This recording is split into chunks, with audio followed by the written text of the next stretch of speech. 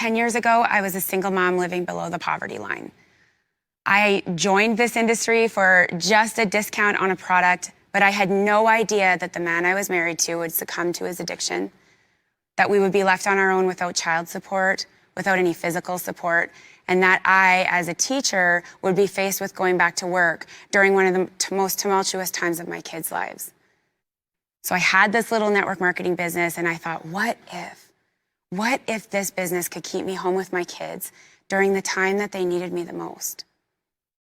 And you guys, they needed me so much. I had hidden all of the addiction and all of the troubles with their dad from them, and they were just so shocked that we were left on our own.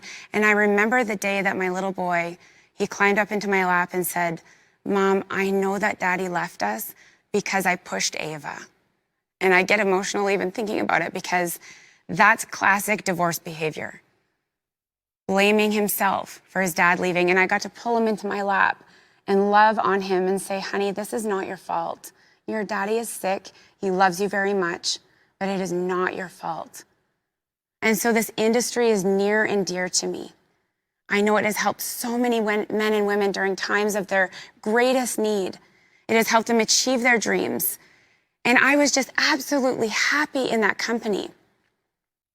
Fast forward a few years, I met the most amazing man, my knight in shining armor, Kelly, and we blended our family, and we were absolutely thriving. But one day, a couple of my girls came to me and said that they were quitting and coming over to social retail. Talk about not something you're expecting. And I actually took a look at social retail to protect them. I really thought they're making the silliest decision. They've got a solid business. What are they doing? And I looked into it all so that I can convince them to stay. And that's when I saw everything that we could not compete with. The thing is, I loved the company. I loved the product, and things were going great, and my business was stable, and I was happy. But my team was so stuck. They couldn't move forward. They weren't achieving what I said was possible for them. And so once I saw that social retail was such a game changer with all of the systems, with all of the products, with the fact that the customer wins and that you can build a big business here without any team, I thought, oh no, I think we need to go too. And that was 11 months ago, and I am still in awe of the rapid growth that happens for the average person here, because of the duplication that happens around the system doing the work and not being a leader-driven business. So here we go. We started in social retail. It's been a crazy ride. And you guys, I'm going to share with you 5 of the top tips that are going to help you be successful at network marketing, from building businesses from the ground up, 2 of them, into really strong, stable, what I would call empires. But before I do that, I just want to say, I did not start out super polished. I didn't have any sales experience. I grew up in a town of 1,000 people as a farm girl, total redneck. In fact, this picture is much more polished than the actual situation, which was me with no style. I had no sales skills.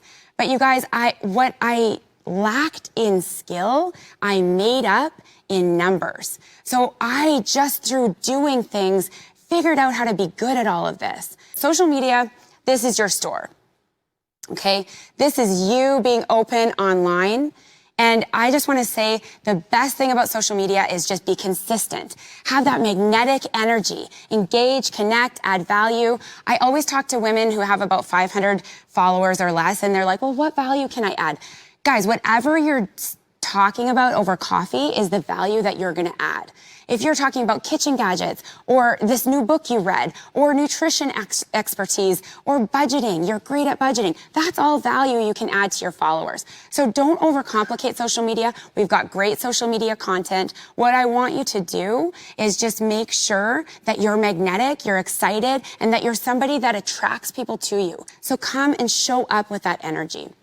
Ask tons of questions. Don't worry about saying the wrong thing.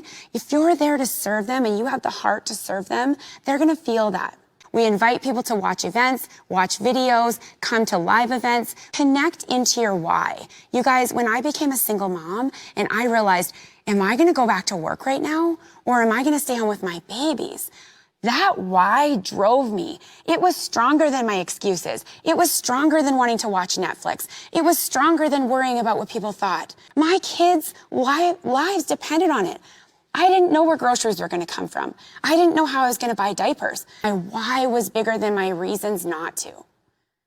My vision for where I was headed was bigger than my excuses.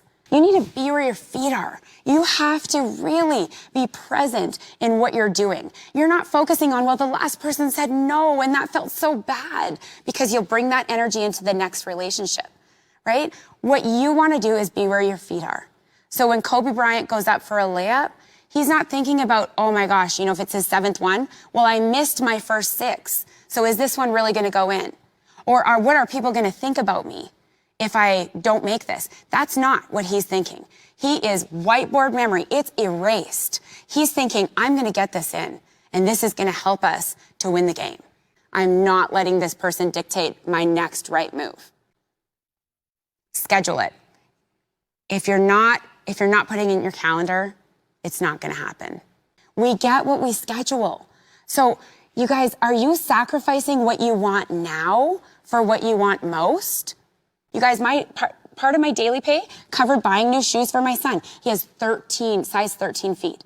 I had to buy him 2 new pairs of shoes. Thank goodness for daily pay. Share those things online. Change your life. Why don't you have a goal of having the best body you've ever had? Remember, make this the year that you have the best, most healthy body that you've ever had. Right? Make your marriage the best it's ever been. Make your business the best it's ever been. Get those results and share them. There's daily pay. We've got discount codes. We have a free app. You don't need team to win. Customers get discounts like crazy. Customers get incentivized to refer.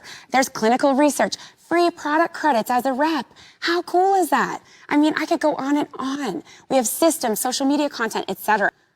That's the beauty of our industry, isn't it? Is that someone can believe in you before you even believe in yourself.